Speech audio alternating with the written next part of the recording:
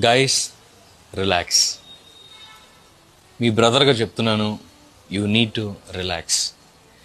ఉదయం లేచిన దగ్గర నుంచే ఈరోజు నా జీవితం ఏంటా, ఈరోజు నా పరిస్థితి ఏంటా, నా ఇంజనీరింగ్ అయిపోయింది, నా గ్రాడ్యుయేషన్ అయిపోయింది, 2 years అయింది, 1 year అయింది, జాబ్ ఇంటర్వ్యూస్కి వెళ్తున్నాను, ఫ్యామిలీ పరిస్థితి బాగాలేదు, లేదంటే ఫినాన్సెస్ బాగాలేదు, ఇట్లా ఆలోచిస్తూనే ఇంకా ఇంకా ఇంకా ఎక్కువ మీ యొక్క తల మీద భారాన్ని పెంచేసుకుంటా ఉన్నారు. ఈరోజున ఎందుకని మిమ్మల్ని రిలాక్స్ అని చెప్తున్నానంటే, God is in control of your life. మన జీవితంలో దేవునికి మరుగైనదంతా ఏది లేదు. దేవునికి సమస్తమో తెలిసిన దేవుడే ఉన్నాడు. నీ జీవితంలో ఏం జరిగిందో తెలుసు, ఏం జరుగుతుందో తెలుసు, ఏం జరగబోతుందో తెలుసు. ఈరోజు నేను మిమ్మల్ని రిలాక్స్ అవ్వమన్నానంటే ఖాళీగా ఏ పని చేయకుండా ఉండమని నేను అనట్లేదు. అలాగని ఏ ప్రయత్నాలు చేయకుండా ఆపేయండి అని నేను అనట్లేదు.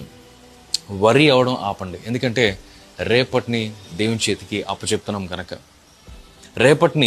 మీ రేపటిని దేవుని చేతుల్లో పెడుతున్నారు కనుక మీరు భయపడవలసిన పని లేదు.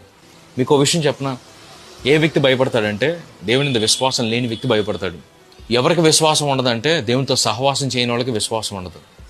సహవాసం ఎలా రాదు అని అంటే ప్రార్థన లేకుండా సహవాసం రాదు. మీ జీవితంలో చక్కగా ప్రతిరోజు కొంత సమయాన్ని ప్రార్థన చేస్తూ, if you are free, if you are un unemployed person, if you are unmarried person, if you have some time to spend, అది ఇంటర్నెట్లో కంటే కూడా ప్రార్థనలో గడపండి, వాక్యాన్ని ధ్యానిస్తూ గడపండి, దేవుణ్ణి మాట్లాడమని అడగండి.